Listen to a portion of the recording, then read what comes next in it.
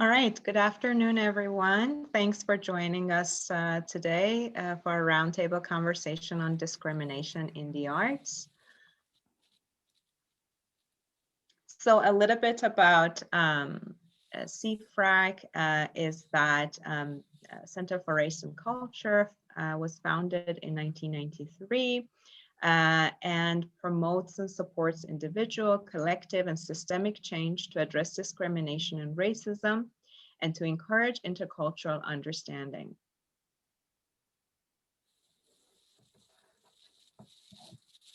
A few points about our roundtable series. So these are online moderated roundtable sessions, as many of you may know. Through these sessions, we're trying to understand and address experiences of discrimination and exclusion in Canada and highlight specific challenges of different communities. We would also like to encourage solidarity among community groups and promoting strategies for education, intervention, and allyship for social change and equity.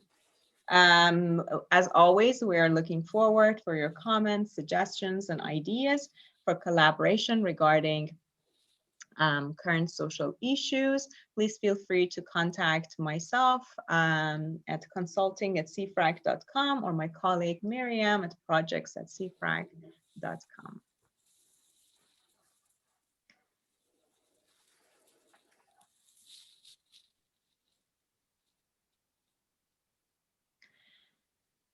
All right, even though we are not gathered in the same physical space, we would like to acknowledge the land that CFRAC occupies on Treaty 6 territory, traditional homelands for many Indigenous peoples. With this acknowledgement, we pay our respects to the elders past and present who call this land home and remind all of us gathered here today of the responsibilities we have as treaty people to understand our shared colonial history and work together towards a just future that includes and enriches all peoples.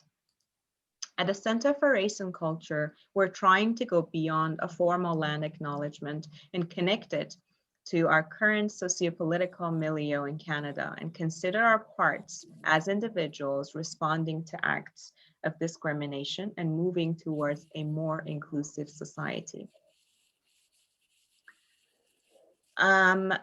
It's very important for us to pay attention to the relevant connections that we may see regarding our current issues. For instance, on the website canadianart.ca, the article A Crisis of Whiteness in Canada's Art Museums, the writers note that there is ample evidence of change in the Art Gallery of Ontario exhibition program.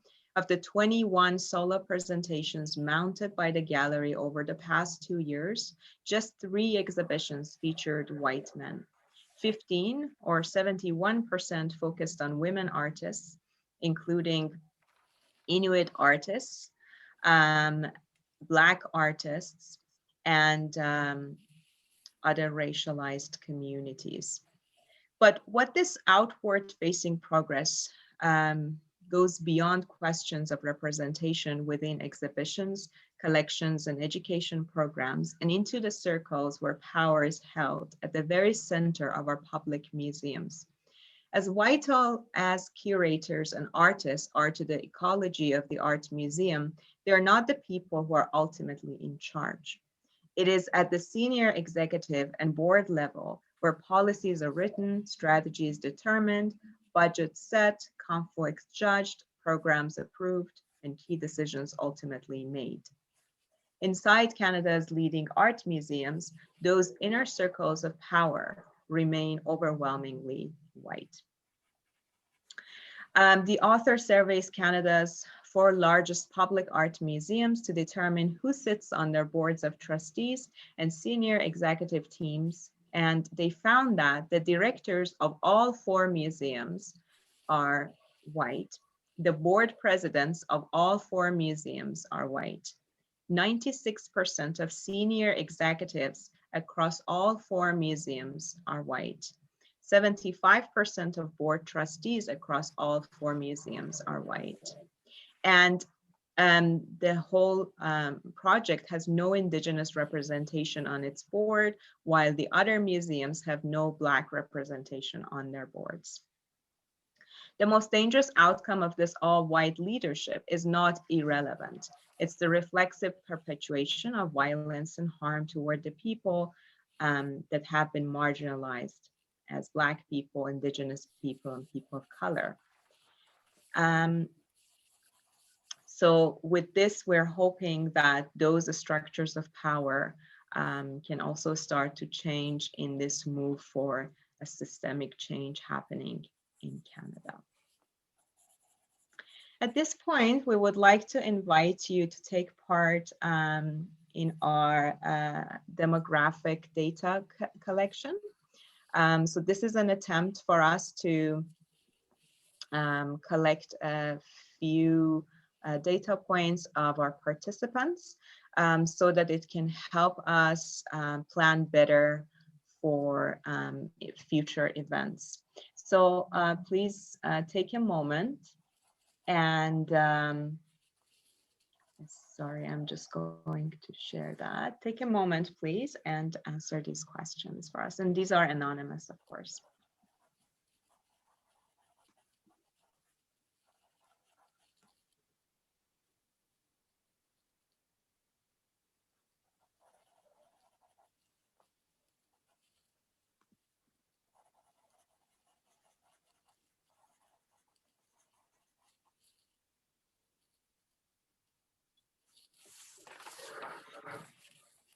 We have 30 seconds left.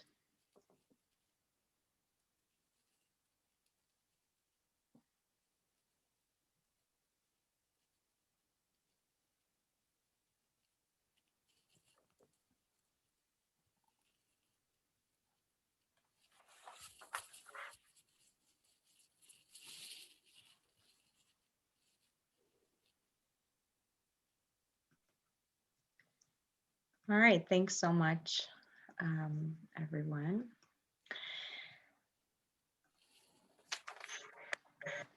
So I'm going to introduce our participants today. So the first one here, Pachi Orellana Fitzgerald, who will be moderating the session, is a designer who is determined to use her creative skill sets to create meaningful change for her clients and her community.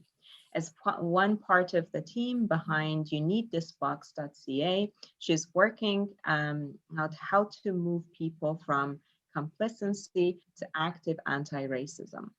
As a service designer with Calgary design agency J5, she helps organizations develop innovative and appropriate services and experiences. She is a proud Chilean that is counting down the minutes until she's able to visit her first home again. Our next panelist is Nisha Patel, who is an award-winning queer poet and artist. She's the City of Edmonton's Poet Laureate and the 2019 Canadian Individual Slam Champion, and the 2021 Regional Writer in Residence with the Strathcona County Library. She is a recipient of the Edmonton Artist Trust Fund Award and the University of Alberta Alumni Award of Excellence. Her debut collection, Coconut, is available in April with Newest Press.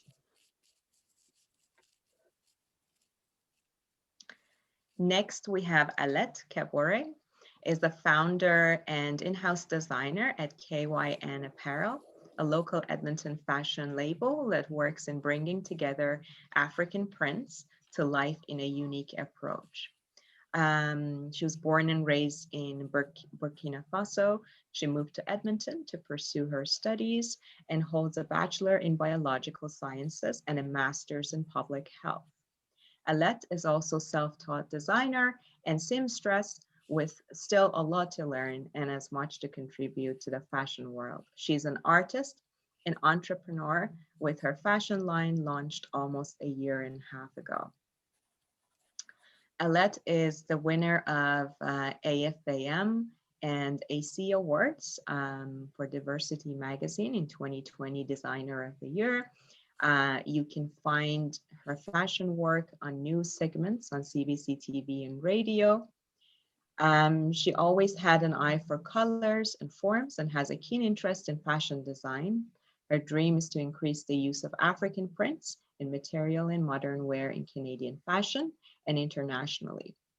Alethe is an advocate when it comes to access to education and health and social inequalities, especially ones faced by Black women. And last but not least, of course, is Gomathi Boorada, who leads the Saraswathi Society for Dance and Music in Edmonton. She's the artistic director of Shiva Manohari School of Performing Arts, Edmonton. As a trained Kuchipudi dancer, she has worked extensively in Southeast Asian dance, drama, and theater. And in the past 11 years, she's worked at SSDM, Alberta Community Theatre in Edmonton, in the capacity of artistic director, dancer, and puppeteer, presenting shows and offering dance workshops in community schools. She works with the University of Gajah Mada in the capacity of guest lecturer, offering workshops on Indian classical dances, dance and intercultural understanding, dance as a ritual, and dance as a cultural identity. She's a strong advocate in providing inclusive and integrated performance space for individual artists with disabilities. And as a mom of a child with severe speech and motor delay, she understands firsthand how difficult it is to find an inclusive environment for people with disabilities to be involved in arts and theater. So without further ado, I would like to welcome our guests today and hand it over to our moderator, Paz, for this session. Thank you. Thank you, Mansoure. First, I just want to say how happy I am to be here and just very humbled to be with these panelists. These really powerful women. I'm really excited to hear about your experiences. So I guess I'll start off. I'm going to kind of wing it. I have some questions in the back of my mind, but I think the conversation hopefully will just flow as we go. So being a creative myself, I really do feel like I understand the struggle to get your work and your art out to the masses. It's a struggle regardless, just being a creative. I'm curious to hear from you guys how you see your struggle as different. So there's a lot of things going on individually with who you are as people as well, but how do you see your struggle as different? And maybe we'll start with Gomathi as a woman of color, and I'm assuming, Gomathi, that you are not originally from Canada as an immigrant. That brings it's the whole other ball of wax. How is your struggle different, do you think, as opposed to maybe someone who was raised here and or an artist who is white? Thank you for having me here first. When you asked me about how is my struggle different, I come from a community where if you say arts is a social suicide. In fact, children who want to pursue arts in their undergrad are literally outcast from community, because our community is so strong in having a degree that pays you for work, is so instilled in our children that it's an upward struggle to start with, to get our children to pursue the arts that we really want them to. So if I go into my community and say I'm a dancer, and they would say, and? So I have to say, I'm actually a pharmacist by profession too. So I should say, I'm a pharmacist. Oh, so dance is your hobby. This was 20 years ago. So I came to a point now where I could stand up and say, no, I'm a dancer and that's my profession. Because if you don't take me seriously, my next generation would not pursue arts at all. So I had to make that stand that, no, I'm going to be pursuing arts and that's my profession. Now, think about the next generation. When we come into performing arts as an immigrant, there is so much that I have to learn. I'm privileged in one way because I'm educated. Not many are. Not many performing artists that come from different countries are as educated as I am. So I'm already privileged. So I have to learn the language of theater. I have to learn the language of lighting. And every step of the way, I have to learn everything from scratch. So I speak the same language as somebody, a white person that is graduating, white person or somebody that is Canadian who is graduating from a professional arts certificate or a degree or an undergrad that he has in his hand. He has all the ammunition already ready to produce a production, but I start from scratch. There is support for immigrants. There is immigrant communities that support the new immigrants, but then all the support is for skilled workers. So what about performing arts? There is zero that is provided for immigrants that come with a performing arts background. So they end up bagging groceries because they have to put food on the table for their families. The next generation would not take it seriously because if my mom is struggling or if my dad is struggling as an artist, why am I going to pursue? And the representation of artists on main stages is zero. The one time that there was an opportunity to present artists at a very big platform, Alberta Ballet, which is a classical dance form, chose to bring Bollywood, a colonialized, whitewashed product from India, had found its space alongside Alberta Ballet, but not the classical art forms. Why? Because it's acceptable in the white community. If it is whitewashed, I understand. If it isn't, I'm not willing to take you seriously. So we end up performing in banquet halls and for weddings as a sideshow. So why would my next generation take art seriously? So as soon as I make a choice to come to Canada, I'm already killing that want to be an artist. There is a very few, I would put myself into that privileged community who had that opportunity to fight and establish to what we are today. And for me, when I said receiving an award from Edmonton Arts Council in the category of cultural diversity, I said, it's not the money that mattered to me. It's knowing that somebody recognized that I do exist and my art does matter. So it's, if one, it's an uphill struggle for us as a community. Two, there is no space where we could go and present and say, take us seriously. When was the last time we have seen Broadway advertise for an audition for Indian classical dancers or Indian classical theater? Zero. When did you last see an Indian classical theater on Citadel? Zero. So if there is no scope for auditions, where will be the scope for presentation of a show? We are there. We are still there fighting our fight. I hope we will be noticed at some point of time, and it will give an opportunity for our children to pursue something they love. And that would be something that would put food on their table as well.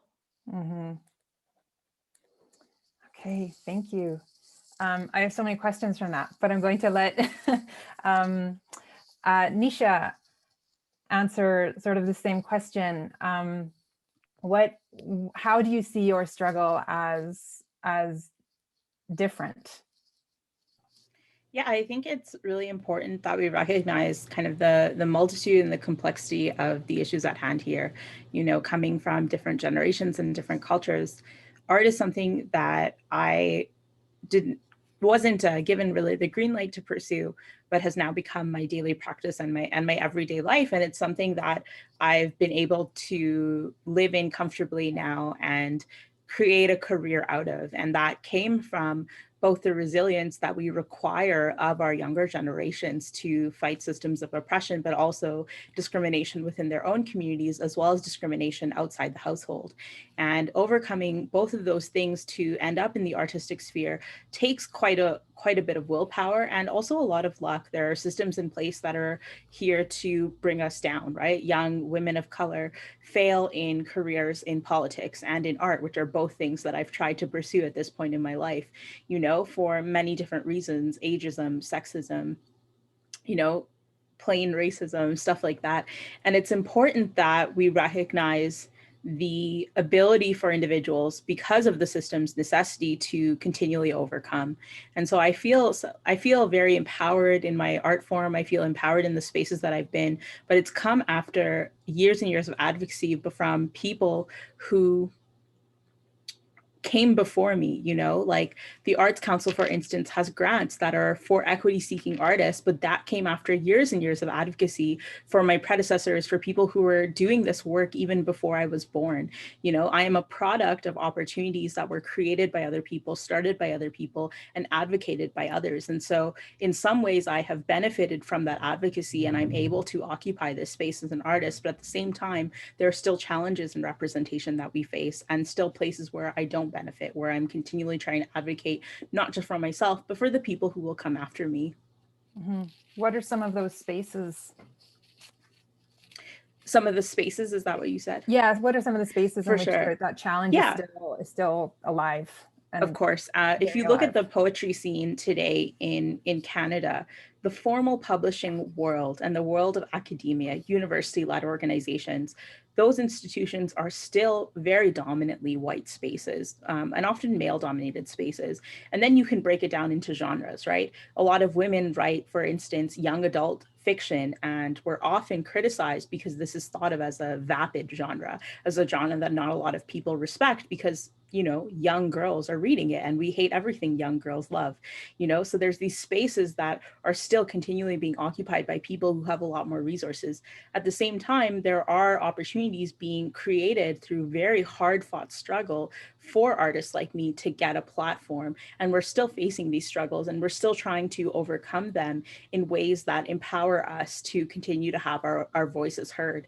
And so I feel like for every opportunity we get to be like, hey, if you're a Black, Indigenous, POC artist, please join our publishing house, or please submit to our journal. There's, you know, other organizations that are fighting against those changes. They're not making the space that are required to until there is kind of social reckonings. And then suddenly you see people platforming in short timeframes Black voices, or platforming Indigenous voices. But where is the continued advocacy to break down the actual systems, right? How many people working at the ground level of arts who have immigrated here, you know, who have artistic practices in their own countries that are well respected, as Gomathi said, you know, how many of them are being given an equal platform to have their art respected in the same way?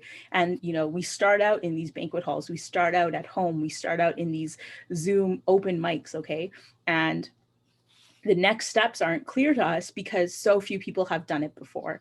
And so we fight on our own, we figure out the next struggle, we figure out who we're gonna bring with us, because continually, you know, BIPOC artists are bringing people with us all the time.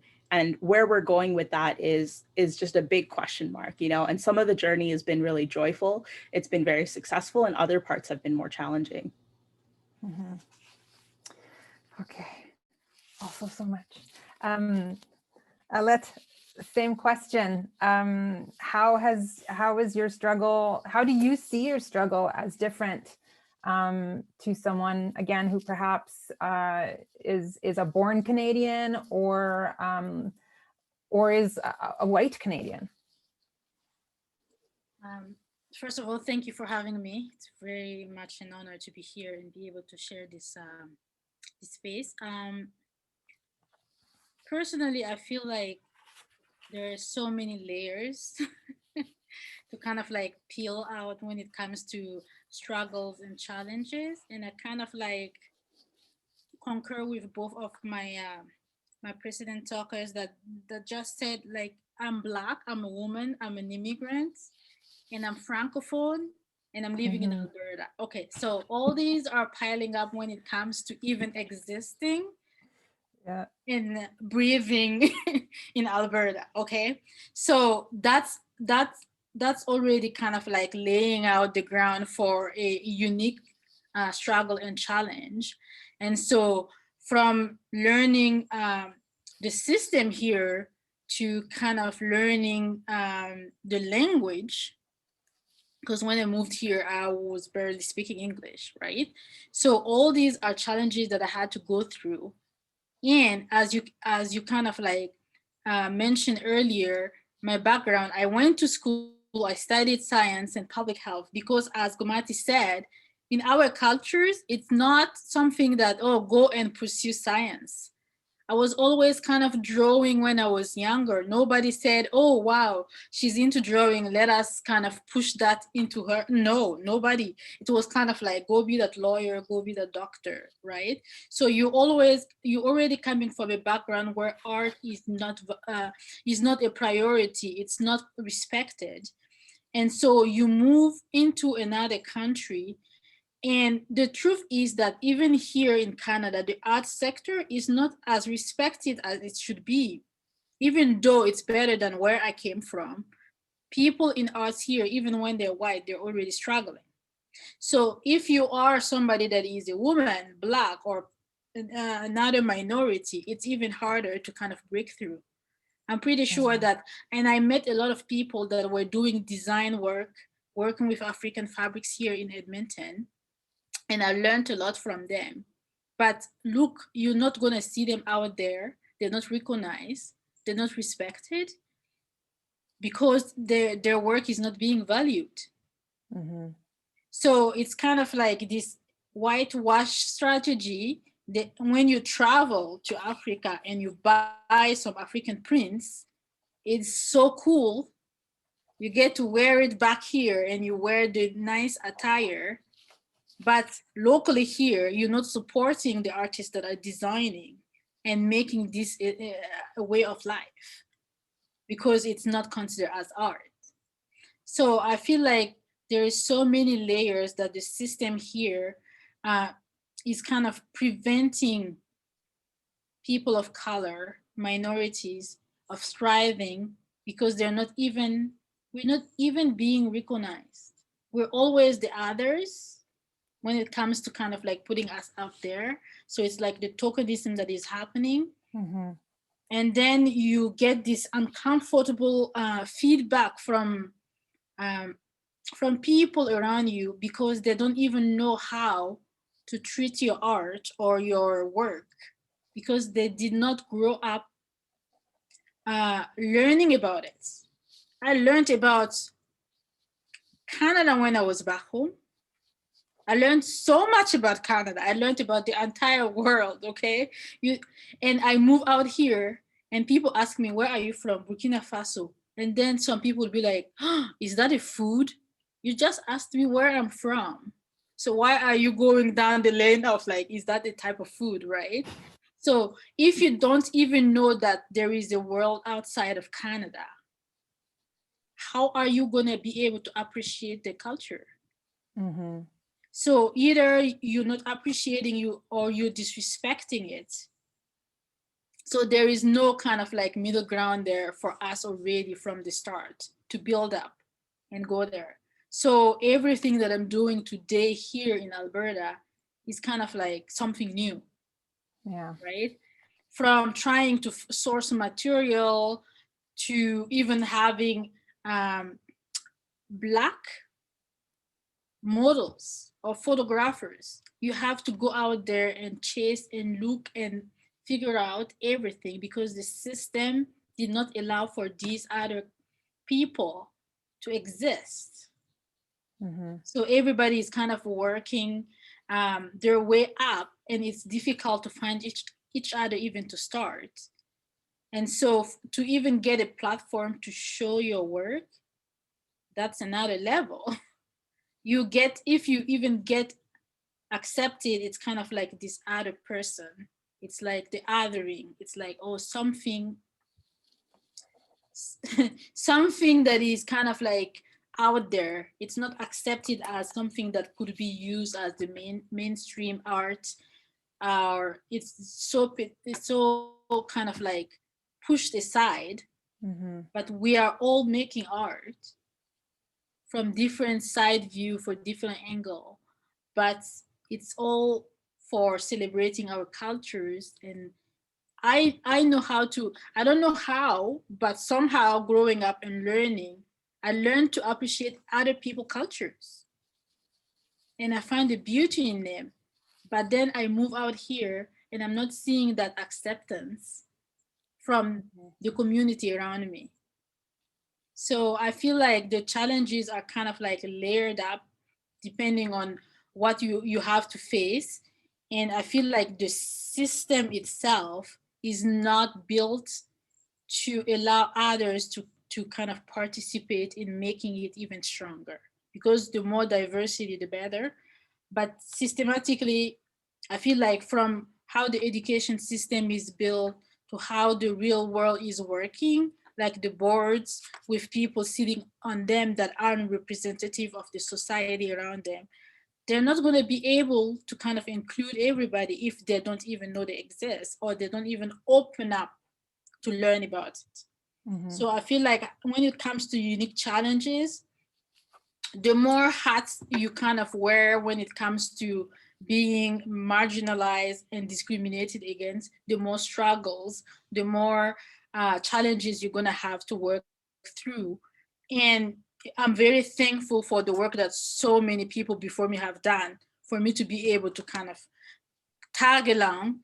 And that's why fighting for my space right now is more than me producing my art.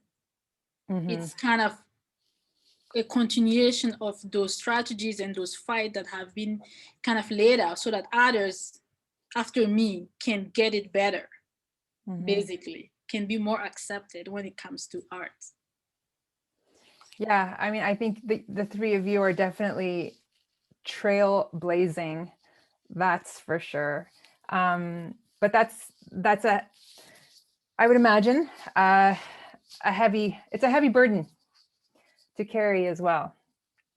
I'm just going to, well, okay, well, no, I'm not. Okay, so I'm going to ask you just a question. So, Alethe, when I think of your clothing and your clothing lines, this idea of tokenism is really interesting to me.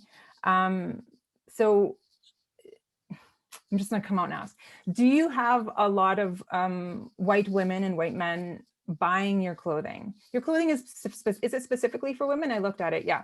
Do you have a lot of white women buying your clothing? Actually, quite a few.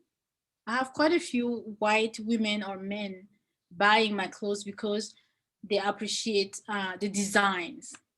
They're stepping out of like, oh, this is fabric from Africa. No, it's like, I like what you design and I like the vibrant colors. So this is my style. This is what I want to wear. And yes, there are some of them that are more kind of like open to it because they've traveled and they've lived in Africa and they know the fabric and they like the fabric, so they're more attracted to it. But generally people will kind of like see it and then like step back and be like, oh, this is not for me. Yeah. And sometimes I ask myself, why isn't it for you? So I understand this idea, okay, I don't want to appropriate, and I completely get it. Like, don't go and buy my traditional attire, like we have traditional attire, and wear it up for Halloween. That is appropriation. Don't do that. But when it comes to fashion, I don't see it as appropriation. I mean, I wear jeans today. It's not something that is from my country. And it's not an appropriation. So that's how I'm kind of like seeing that angle, right? But when you see people come, and sometimes you will be at events and you will see people walk, they're even feeling uncomfortable looking towards you. you can see that they're not even gonna say hi because they're so uncomfortable looking towards you. So you ask yourself, why is that, right? This discomfort towards other people, arts and culture, and so yes, I have like a huge support in the white community to some extent, but I can still feel the discomfort and the unknown that is kind of like on people's faces sometimes when they walk past your booth and they're like, don't even know how to interact, and I'm like, it's closed. Yeah. You don't need a certificate to interact with the clothes, right? Yeah. But you can see that it's that burden and that bias, and also that lack of openness that is kind of guiding people when it comes to that, right? Yeah. And I think that's one of the things, like that discomfort, that if white people could, maybe a lot of people can, but if white people could admit to that discomfort, and actually, because I don't think it should be you asking the question, it should be them asking themselves, where does this discomfort come from? But that's just my 2 cents. So I want to ask Gomathi a question, and Nisha as well. And Alethe, please jump in as well. I'm curious as to whether you feel, if you've had to sacrifice your art, your vision, maybe perhaps the principles behind your art, in order to gain that acceptance or that visibility from the masses, I guess. Have you felt that at all? Or is that something that you struggle with at all? No, I've strongly advocated that I would not deter from the principles of classical dance that I'm trained in. And I am not going to be catering it to audience that don't want to be educated. I give them every opportunity to learn about my culture, my dance, and my discipline. But then I make complete effort. I don't leave any stone unturned, just because during COVID in summer, I remember I used to take my students and myself, and we used to go out and do these breakout shows in public parks to very traditional classical dances. My idea is I want to know the pulse of the audience. Do they not like this, or do they not know about this? So I wanted to do that research myself. So I took them everywhere possible, even in front of the legislature. We just had a great show. Surprisingly, everybody stopped. They got off their bikes, they just sat down, they watched us, over 100 people sometimes, over 200 people sometimes.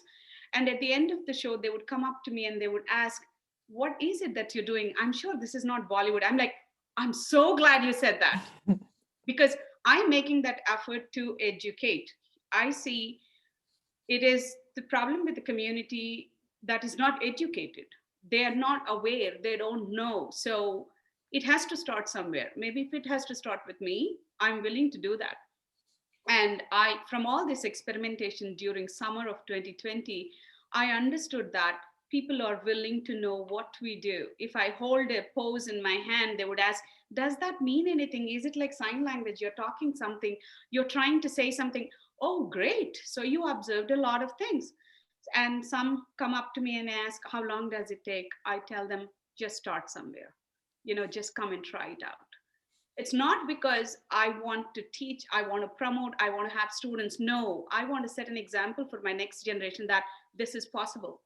You can pursue this as a profession. My daughter, she took arts in university because she wanted to be a lawyer. But then she pursued dance for over 15 years now.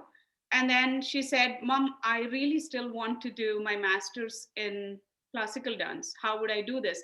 And she found an online university that is offering the courses, and she wanted to do it. I did not ask her to do that. She wanted to be a lawyer, and that's what she wants to be. But she made an attempt to pursue arts. Mm-hmm. I'm glad that example is already set. And now many more colleagues of hers who are practicing dance along with her will pursue that. They won't see it as a stigma that, oh my gosh, it's a social suicide for my parents if I go and tell them I'm pursuing performing arts. No, there is pride to this. I'm bringing that on the table. And I'm trying to get it to the lowest of the category, that is the elementary school children, telling them take pride in what you do. 90% of the time, it's a community that doesn't take pride in what it does. That's the reason why they don't step out and bring it, like, throw it in front of you, say it's in your face, look at me, because they don't take pride in what they do. So it has to start from the basics, from the children. Educate them and tell them that, you need to do this, do it the right way. I'm not going to whitewash this. I'm not going to colonialize this.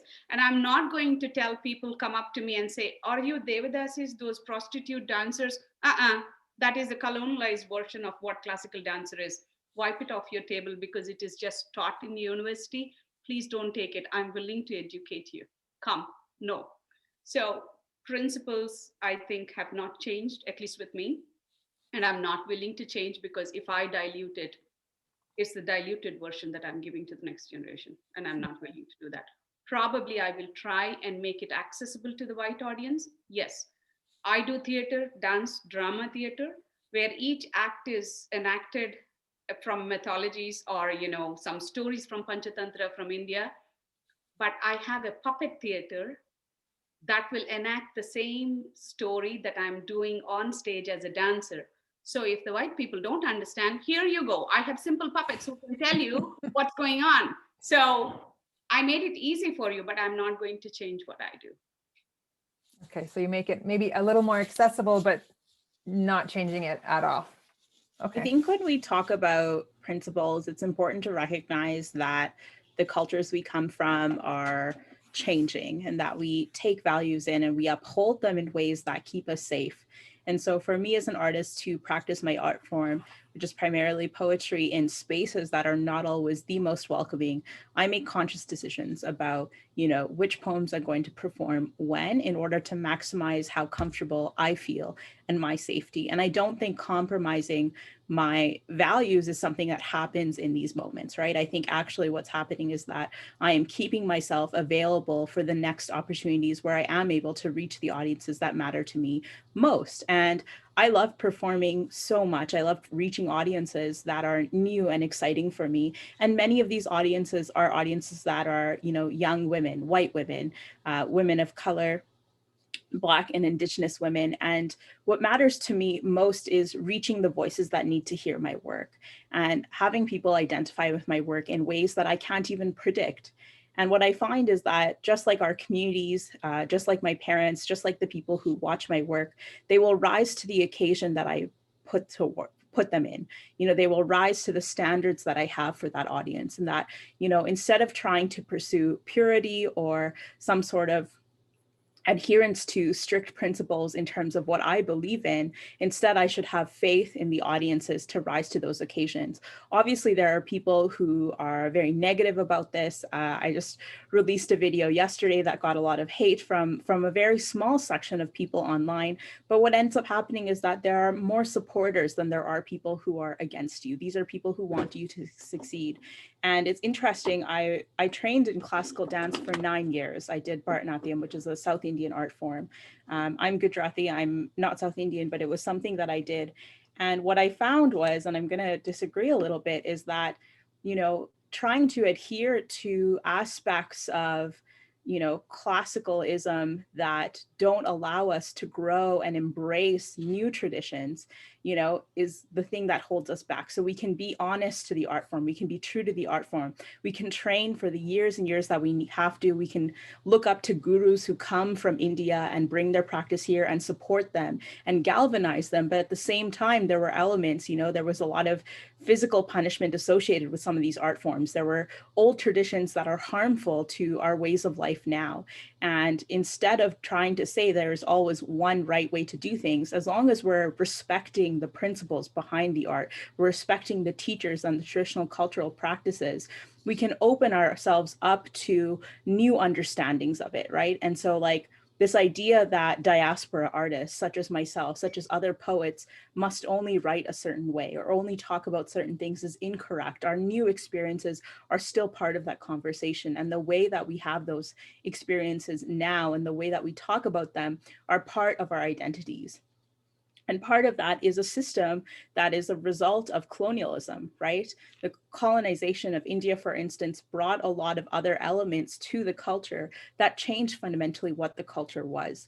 And so I do think that these conversations, in order for them to be honest and open, have to take into account histories of violence and also the violence that we have as people who come to a nation that is also colonized and also ongoing with the genocide of Indigenous people. What space do we take up? What opportunities are we afforded as often the good immigrants or the immigrants who work hard? And how is that different? My parents were people who were afraid of me pursuing a career in the arts. I think there is always an element of pride, but also shame that is fueled by fear. This fear that I would fail, this fear that I wouldn't be able to support myself. And when I gave them the opportunity to understand what success meant, they were very supportive, and they are proud of what I do. They're still fearful. And I think that fear is, throughout the community. But the more I'm able to reach an understanding with them based on empathy, based on me doing what I love and them understanding that, as a true passion, there has been an opportunity for conversation. And I like to liken it to this idea that, I see people of color with pet dogs. And it's something in India, you don't see a lot of people with pet dogs because a lot of dogs are strays, and you definitely don't see people with pet cats. And Gomathi is laughing because it's true. These people, these are animals that are often street animals. They're not cared for very often. And it was extremely rare to see people growing up for me who had these pets. And now what I'm seeing is lots of us do, because we've adapted to a culture, and sometimes adapting doesn't mean we've lost out on our principles from before. It just means that we've embraced new traditions that can bring us joy. And I think that's the most important value that we can have as artists who are, continually seeking out new meaning.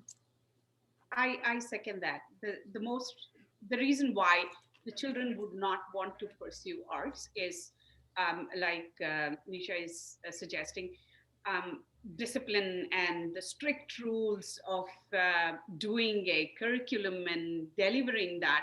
I'm very fortunate because I come from a dance form that is called Kuchipudi, and it is more a theater storytelling dance form. So for ages, this dance form actually did socially important issues like caste and racism in 17th century, talked about it in a way of dance drama. So now I experiment with new material that is very common to my next generation. So I don't do the mythological stories that my children don't understand.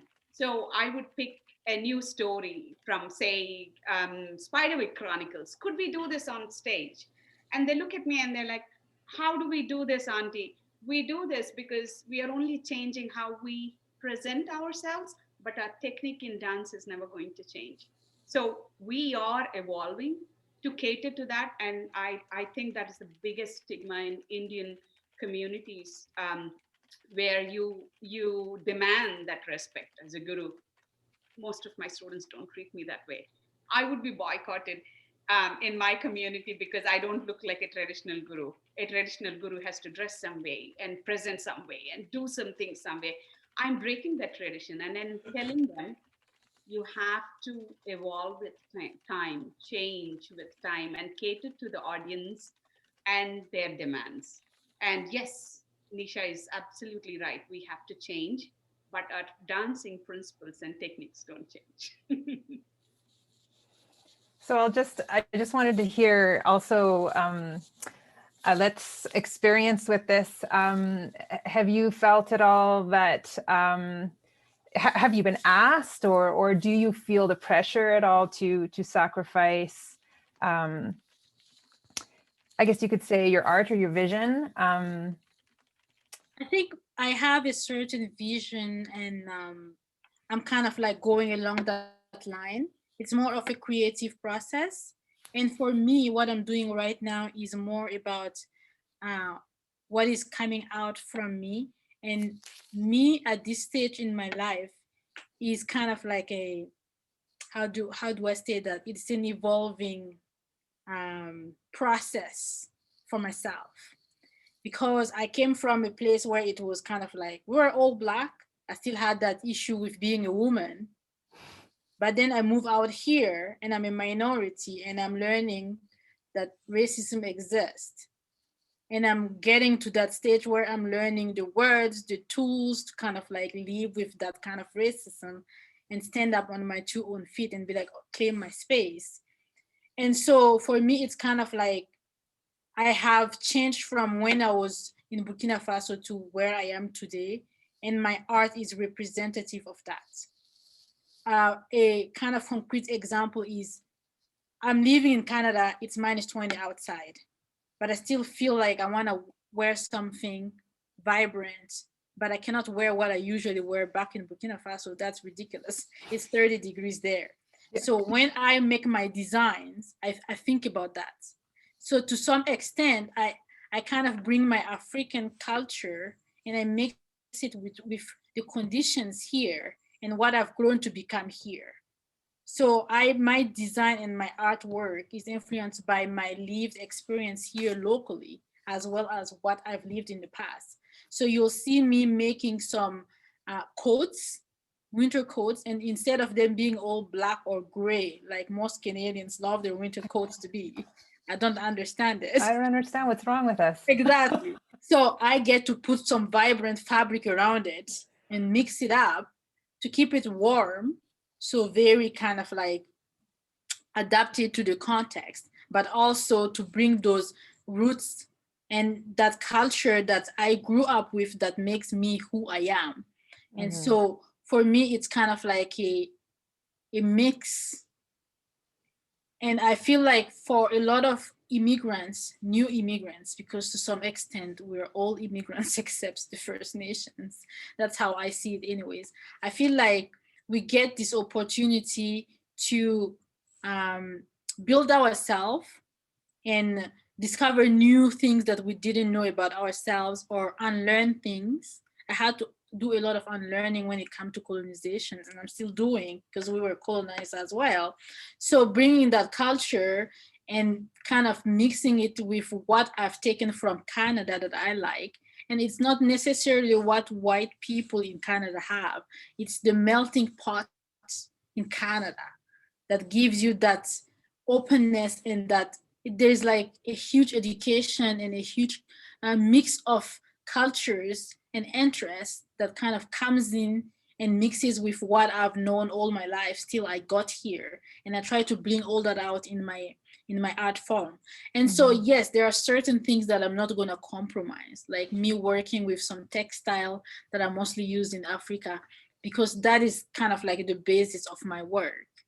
And sometimes people would want you to be, oh, maybe if you do it that way, and it's like, well, yes, there are so many ways you can do things when it comes to art, but this is the way I chose to express it. And so I'm not going to kind of like try to fit in a certain mold, but I kind of understand that the art form that I'm practicing is not necessarily what was done 20 years ago in Burkina Faso, or even what is being done right now. Like, you're not going to bring a wool coat in my country and anybody is going to wear it. So it's kind of like that understanding that it's an evolving process, and that it's as it comes to art, yes, no, like you have certain principles that you're not going to kind of budge on, but within your new ecosystem, you get to kind of like pick things here and there that inspires you, and you utilize that to kind of like build your art form. And I feel like that connection also allows you to connect with other cultures, because they can see themselves represented through that. They can connect more with that. And that's fine, because that's who you are. Yeah, I've always wondered why, I don't know, I feel like our houses should be colorful. We should have color in this country. It's white half the time, or a dirty brown. Okay, I think that maybe I'm going to jump to some of the questions. I don't know which one to go with. I think I might go with, well, I'm just gonna go with this one because I'm looking at it. What can the arts community, so this is from people, what can the arts community in Alberta do to support artists such as yourselves? What can non-minority artists in Alberta do to support trailblazers such as yourselves? I think a really important thing to keep in mind that if you are an artist in a position of privilege, especially if you're not coming from areas of marginalization, that you really dedicate yourselves to community building, right? And so a really common thing that I've experienced from people who are non-minority artists is mentorship and the giving of advice, things like workshops, things that you can do sometimes for free, sometimes with partner organizations to open up those doors and those opportunities. Simple introductions, right? If you're doing a community-based art project and you have connections to other organizations and your artist wants to connect with them as well, an introduction can be really good. I have a degree in business. I went to business school. I studied business economics and political science. And the key thing that we get from business school is not necessarily the teachings, but the networks, right? Meeting other people who are like-minded. And that's just as important in the artistic community. When you have artists coming in from other countries or coming in from other spaces, the biggest barrier is not the quality of their art. It's their connections to spaces where they can showcase it. It's their connections to community that can support them. And so having artists who are already part of those communities open the doors and mentor and bring people in and write reference letters and, include them in grant projects and stuff like that, those are the most empowering things you can do because they teach lifelong skills that will allow the artist to then come into their own and continue to do the same thing for others. That's absolutely right. I second it. Mentorships, like I would, in a community like mine, I'm sure Nisha will definitely resonate this. If somebody establishes as a poet like Nisha is very rare. I think somebody like that, she's the next generation, the second generation of immigrants, the first generation of immigrants that established in an environment that is alien to my community. If she could come and present in our communities, and if the local community organizations can celebrate artists like that, it gives hope for the next generation to pursue it. Number two, education when it comes to applying for arts, applying for grants. I do that. Now I pick up the phone and any artist that I see in my community, young artists, I tell them, you know what, this grant is available, you should pursue it.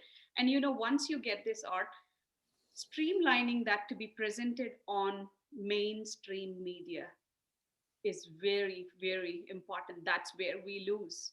Where all these are taken over, boards are taken over by non-immigrants, and I should say white representation is more. We don't have the chance to go and present our artwork in this mainstream media. We would like to see opportunities being provided there where we are very visible.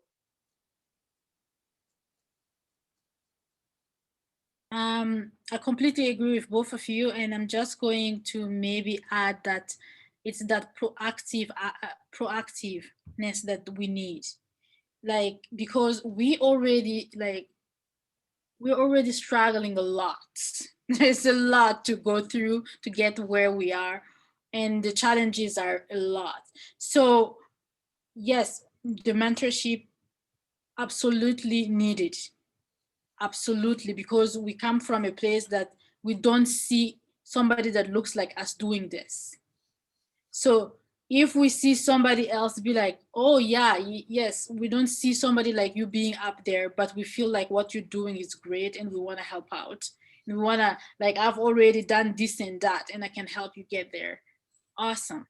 Because there's a lot of resources that we don't have access to or we don't know exist, and we don't have the network to get there. And when you are a new immigrant, it's even worse because you did not grow up here. Your family does not live here. So you don't grow up having those connections. So if you are already in that sphere, that ecosystem, and you can lend a hand and make connections, actively do that. Don't wait for us to reach out, because sometimes we don't even know where to reach out to begin with. So if you have that privilege, yes, share your knowledge, share your network, but also actively be an accomplice when you're sitting in those board meetings. When you see that, okay, the entire board is white, you need to actively be like, okay, there is something that it needs to change here. Reach out to a local Black artist or indigenous artist or like new immigrant, any people of color, and be like, hey, this board position opened up. Let me work with you to get you on there.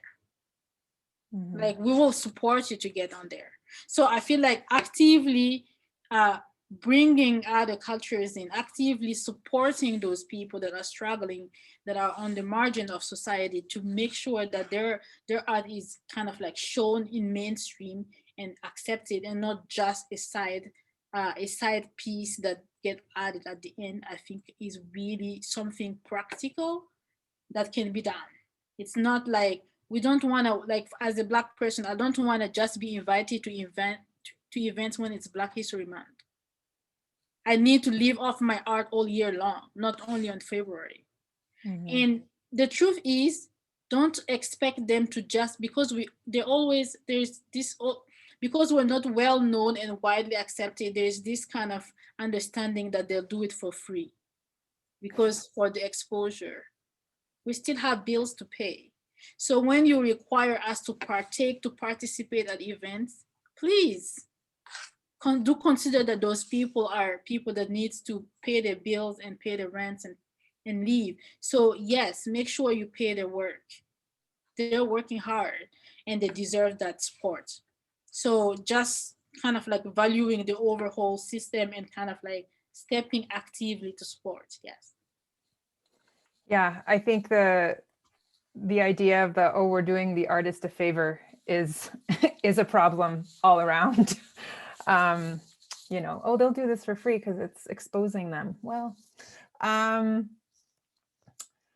okay. I have sort of a follow-up question on that. I find it, so I do a lot of writing of grants, and it's a process. There's a lot of writing. You have to be very articulate for these grant applications. And so, I always think about, I think about my parents when they came, could barely speak a lick of English. I can't imagine that as a new immigrant, A, would you even know about these opportunities? And B, how do you even, it's a tricky process, this grant writing thing. You have to really finagle a lot of things. And yeah, that's a difficult enough situation. Yeah, I don't know if you have anything to say about that, but I can't imagine not speaking English to top it all off. I have something to add to it. Systemically, I think there is flaws in the community organizations themselves. We have these community organizations in our own community. So they promote Southeast Asian art, Indian performing arts. They are funded by the Alberta Gaming and Liquor Commission's casino funding that predominantly brings this programming. So what do? They bring artists, celebrated artists from India, and they do these huge shows. Some of them pay them $8,000 to $10,000 per show to host them here on top of their accommodations and their flights and what other logistics are involved. And if you see their programming, not even 10% of it is local programming. So why are they funded to bring artists from India or anywhere from around the world? I'm sure this is happening in other communities as well. They bring artists from different countries and they present them here. Great, we have an opportunity to see them. In the social media environment, their video is good enough for me. I don't have to rub my shoulder with them. That's how I look at it.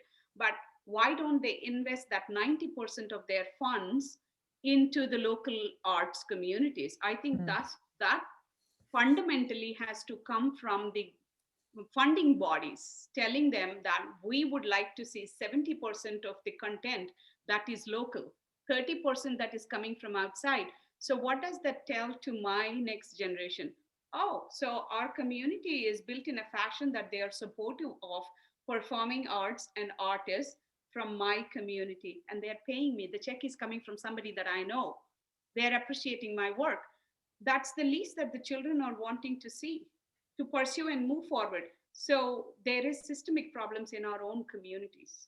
Mm-hmm. On top of underrepresentation in bigger boards where the I should say the decisions are made. So that representation is not happening either. So systematically, there is a lot of things that have to be addressed. Yeah. So this leads me to one of the questions that's on here is, and you may not have the answer to this, how do you recommend to keep white executives accountable for the systemic racism you've experienced in the art community? So like, that's a huge question. Like, how, personally, I feel so disconnected from that. I wouldn't know how to even begin to change that. I don't even know who changes that. But keeping white executives accountable, like how do we do that?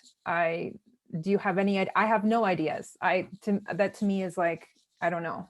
I would like to know how much effort they are putting in to reach out to these communities, minority communities. How many workshops are they doing for them to teach them how to write these grants or whatever it is, for how to reach out to these funding organizations? You are existent. How are you telling these communities that you are there and you can seek help? I think that is the first stage of accountability. You have the information. Where is it going? To just ask that question. If the information is there, I think the communities are just waiting to seek that information. So if that is happening or not, and I know Edmonton Arts Council in the past 1 or 2 years, I have seen they have tried really hard to reach out to these communities, doing community workshops, telling them what's available and what they could ask for. So I would like to see that happen from other organizations as well. So the immigrant population will have that information. And Mhm. also, like my friends have spoken, the people who have succeeded in this, taking this as an opportunity to find people accountable for and Yeah. offering that help. Today, if I'm sitting here, the one thing that I told my daughter is I'm representing a community. I wish I could do the right thing. I wish I could help many more, not break that chain. So I think taking that accountability as individual artists who are successful, I would like to say I am successful. That has come after a lot of work, but I have a responsibility to give back to my community too. Mhm. I think accountability can look very technical. It can be things like representation numbers. How much of your board are made up of women or non-binary folks or trans artists? How much of your board is made up of, Black, Indigenous, and people of color? These are actual numerical things that we look at, even though like they themselves can be very dehumanizing. Those are like basic starting points that you can start with. I studied a lot of management and leadership in my business degree, and even on those numbers, many organizations fail. In the arts sector, what we see is that much of this labor of administration is falling on women, right? And it's especially falling on people who are creators themselves. And what's happening is that their art is being sidelined while white men especially are being platformed. So they're continuing to be allowed to be artists and they're getting grants and resources, but women are falling on the organizing, on the curation and that backside of things. And so if you are a white organizer and a curator, you need to understand how much labor am I asking these project partners? Who am I bringing to the table? And how am I empowering them? Is it more important to host a show, for instance, that has 50%, diverse performers, Or should you let that community decide themselves? Maybe take the resources you were going to dedicate to curating that event yourself and give the resource to the community to empower their own conversation so that they can do things in the way that they want to do them and include them in your festival or in your programming. That's a very simple way that we can go about it. I also think accountability comes down to being able to answer the questions. If someone asked you today, what have you done for the community, or how are you empowering others? And you're not able to answer, I think that speaks volumes for itself. It's obviously very difficult. Many of us have obligations to funders and to organizations, to sponsors. But if you're not putting these values at the forefront of your organization to advance equity, in your own workplace at every level, so the organizational level, the administrative level, as well as the artist level, then you're not doing what the entire industry is doing, which is revitalizing itself, at the core of which is, sorry, my headphone is falling out, the core of which is the empowerment of diverse artists. We are the ones revolutionizing the art sector, bringing new resources to it. And so supporting us in that way as creators, as organizers, and giving us those resources is, I think, the best accountability we can have. Other than that, you need to be wary of things like founder syndrome. Are you a white person who founded an organization 20 years ago? And are you still in power? Or are you trying to train someone to succeed?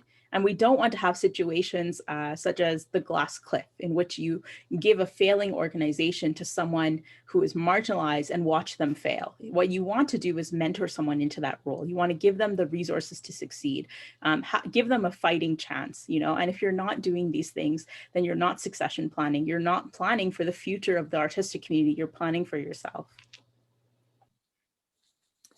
Yeah, I'm going to add on to this just for a second. Like, I find myself very often in very white spaces, and it is a huge burden actually to carry that and to be the voice.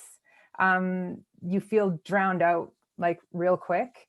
So I find even when I do find myself in a position where I can use my voice, try to use my power, it's very quickly squashed, which is very unfortunate. Because I do see myself as that bridge, like I was not born here. I am an immigrant myself, but I grew up in Canada. I was educated here. I am fairer skinned in the winter. And, so that gives me some privilege, and it's a difficult position to be in, actually. So I would appreciate it if it was the white folks in those positions doing that, because it's heavy. It's a lot. Alethe, did you want to say something, or I was going to go to a question, but if you wanted to say something about that, okay. So many questions. I'm so bad at this. I'm going to just throw this one in because I don't know, it was interesting. Is there the possibility of engaging schools virtually, showcasing POC role models who are involved in the business of fashion design, art, and other aspects of the industry for young minds to aspire to? I'm wondering if you guys do anything like that. I definitely try to do that. I actually looked into yesterday, how can I start a scholarship for a university student specifically who is like Chilean born woman? How can I do that? And so there's, I don't know, is that something that you try to do? Or I would say I do a lot of work with schools. The barrier is not necessarily the appetite of the kids or even the appetite of the teachers, but actually having access to the institution itself. And so the call for more diverse artists needs to come from very high up in the organization, and the resources are very limited. And so a single school board, and we know with a lot of budget cuts, they don't have as many resources, but doing this work virtually is totally possible. It just means that the school has to be able to dedicate their very small budget towards doing that.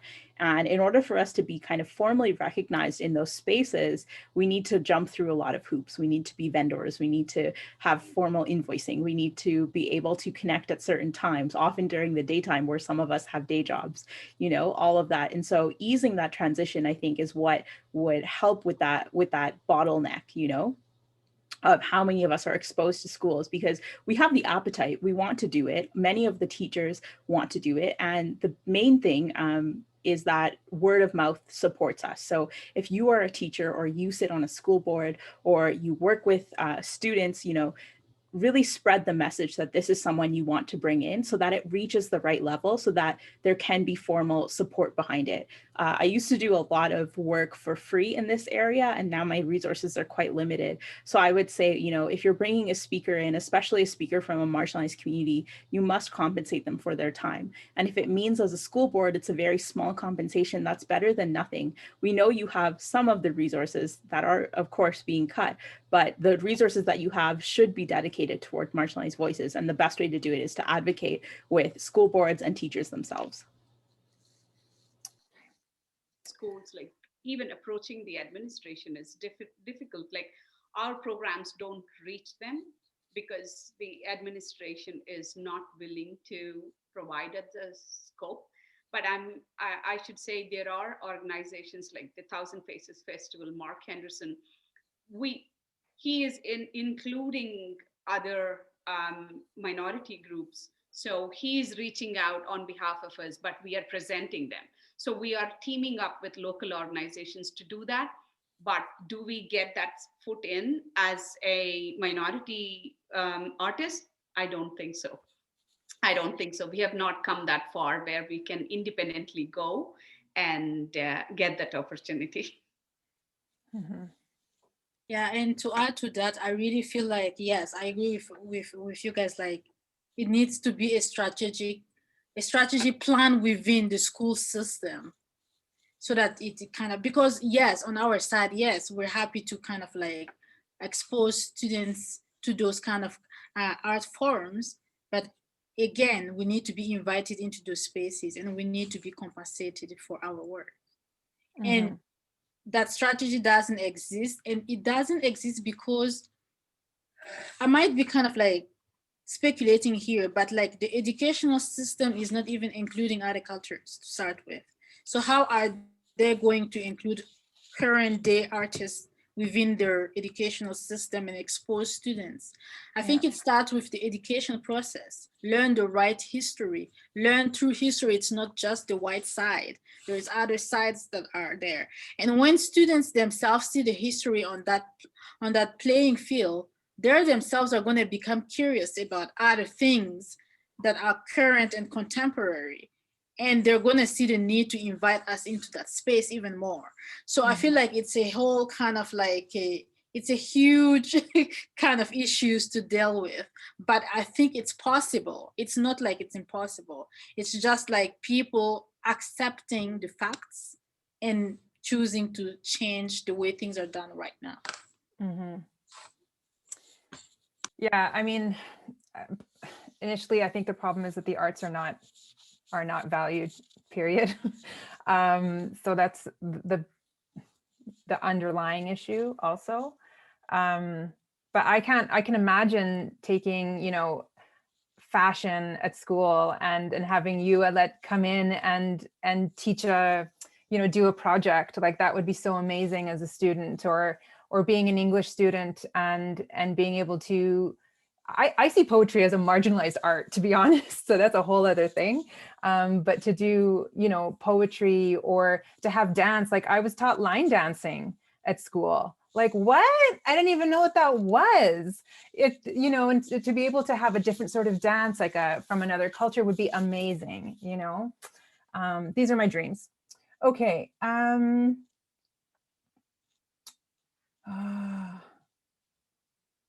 Sorry, I'm really bad at this whole doing both things at the same time.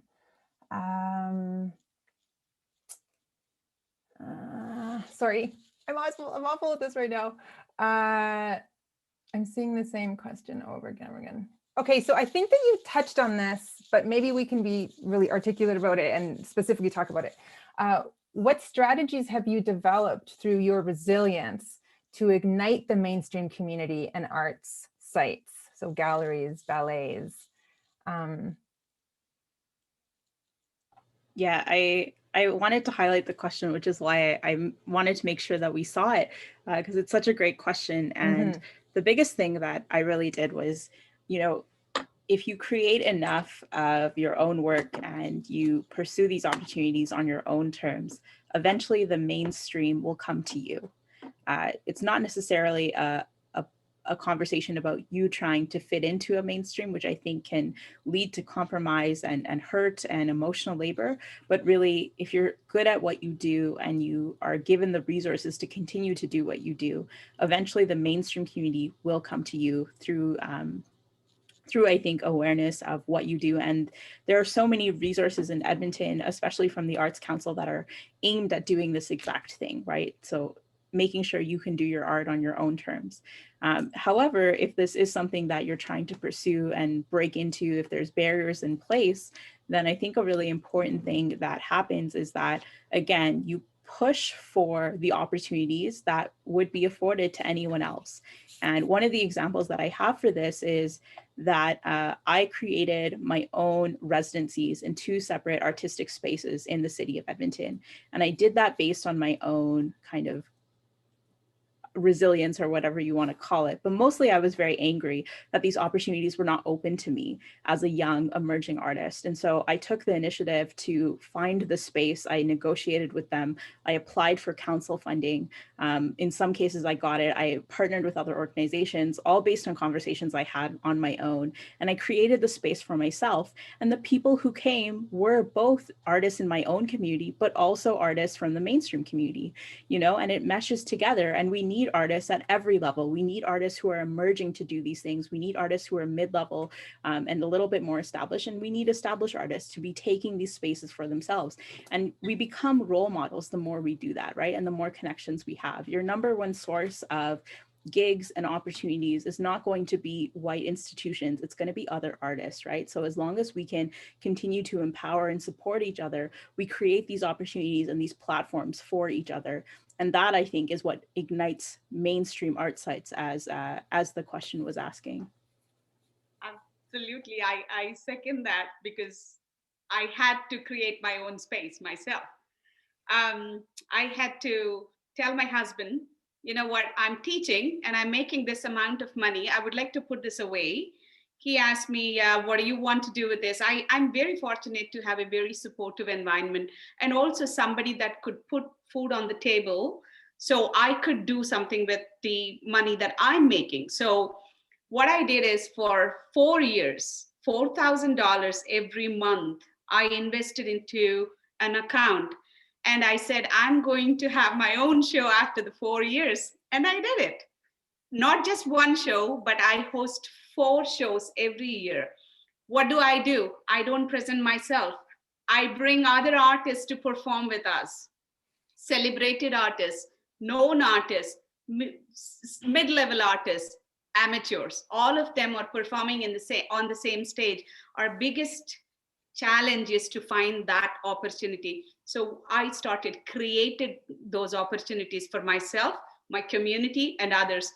Even if you come there to see a celebrated artist, you are also going to sit there and watch me. So you are going to see what my work is of value. Tomorrow you will give me those opportunities, and that's the only reason why I got opportunities on other venues where I could go and perform. And after these 4 years of investing money into an account, my husband said, don't waste this money. Start a nonprofit organization. Yes. And that is Saraswathi Society for Dance and Music. We started putting in this money. It has been 11 years now since we've been doing this. Now this society is providing a free space for dancers to come and artists to come and utilize a studio space, a virtual theater where they can record their own shows and send it out on social media, and they can book a theater for you. It is funded by other organizations, so it has enough funds now to support artists. So that resilience has to be there in an artist if they want to survive and find opportunities, and also provide opportunities to the next generation. We have to do it our way, and then we'll be noticed. And yes, just like congratulations to both of you, because I'm brand new to this field of trying to kind of like exist even within it. And I'm learning that you have to create your opportunities yourself. If you sit down and you wait for somebody to bring it to you, it will never happen. So you need to get out there. And if you're looking for something that doesn't exist, you have to build it. And the resiliency comes from that, from trying, maybe falling down and being like, okay, maybe that wasn't the right way, and then getting up and then trying another strategy. And also making sure that you are reaching out to other people so that they can kind of like give you feedback, give you counsel, and support you even emotionally. Because the truth is, you don't want to change to fit into the field, but you still want to be recognized. So you need to keep working at what you're doing, and you need to keep your spirits up, but you need to create the space as you need. And like my business and my art in fashion is new, and my background is not in entrepreneurship, it's not in doing business, and it's not in arts either. Even though all my life I've kind of like gravitated around that, that's not what my background is. So I'm learning everything, and because it's a new space that doesn't know what I'm doing, I have to kind of like push to be discovered. And so I say the resiliency comes from taking opportunities that comes your way and building up on it. Maybe they gave you the hand, take the whole arm. Like, don't feel ashamed. If you get the opportunity to build up on something, use it. And if you see you see, okay, I would be liking to have this space and it doesn't exist, I say get out there, create it, ask for support when needed, and kind of like go from there. Because my actually this year, my actual vendetta is like I need to create whatever I'm looking out there that doesn't exist. I need to make it happen. And that's the only way you kind of like create the new space that other people can kind of like see and kind of evolve in. So yes, kind of making it happen. And we've been doing it our whole life. If we want to kind of like look back and look at it, yes, we've been doing it. We just need to do it bigger. And it's possible when you look at the mentors and other people that have done it before you. So just reach out if you need help and go for it. Yeah, I think the moral of it, you three are very inspiring to me. I think the moral of the story is be bold and demand the space that you deserve.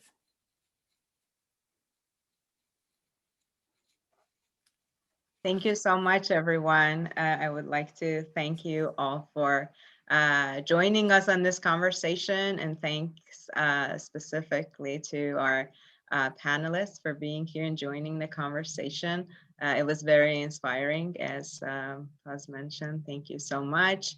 I would like to invite you to please take a few minutes and fill out the feedback form that we had shared with you. I'm sharing it again here. Yeah, it wouldn't take a lot of your time, but it will definitely help us plan our future sessions more efficiently. Thanks, everyone, and have a good evening.